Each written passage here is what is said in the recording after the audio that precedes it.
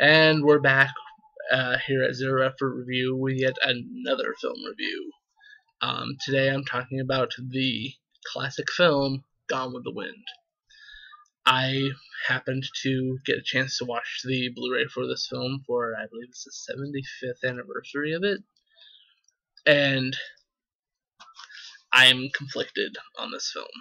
Mostly because, it's one of those classic films, so if you say anything bad about it, people are going to, jump down your throat about it. Can't believe you didn't like this film, and all that stuff. That said, I thought the film was okay.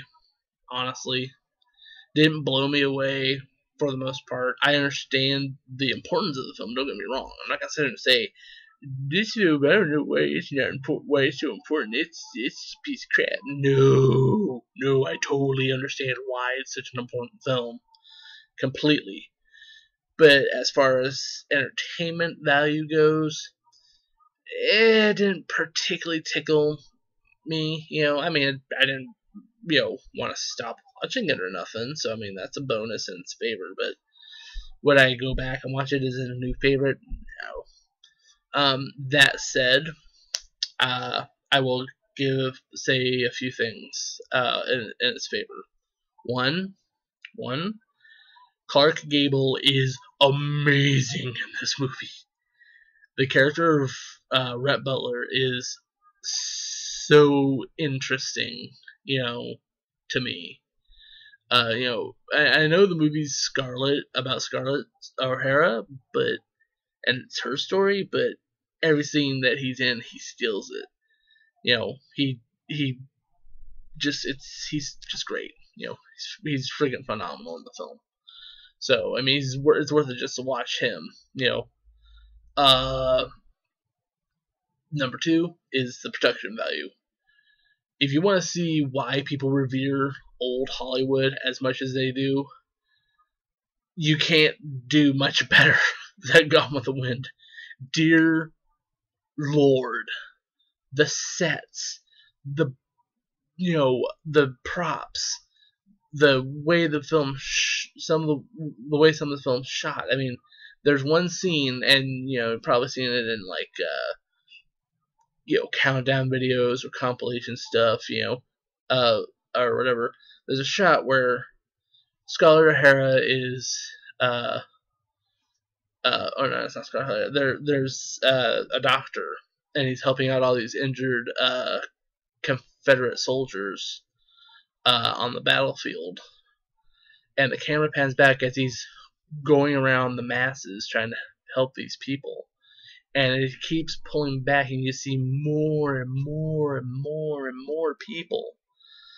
And it finally pulls back, and it shows the Confederate battle flag, and just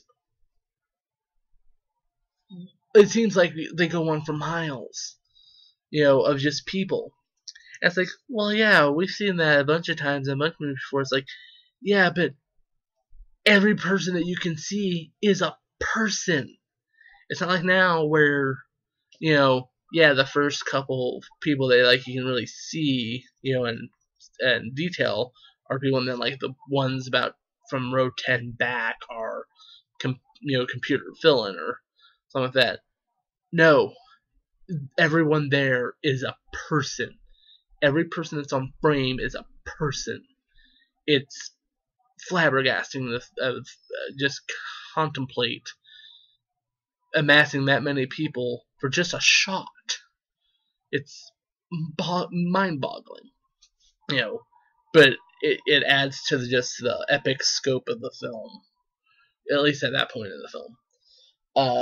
I should probably also mention this film is friggin' long. Don't get me wrong, long films aren't an issue. I make it a point to watch The Lord of the Rings, the extended editions, annually. But that said, ooh, man, 4 hours is a little much. They probably could have cut about maybe 20-30 minutes from the film, and it would have been fine, honestly. That's me. What else is there to talk about? since this is, I like to bring this up when I'm talking about older films on that get transferred to HD, because some films get, don't get the treatment they deserve when they get restored. Not Gone with the Wind. Gone with the Wind got a great transfer, as far as I can tell. I mean, again, this is my first time seeing this film, so I don't know how it looked on VHS or on film or whatever. But it looks great. You'd be hard pressed to tell out, from just the clarity of the print, that this film was made when it was made, in the 30s or something like that.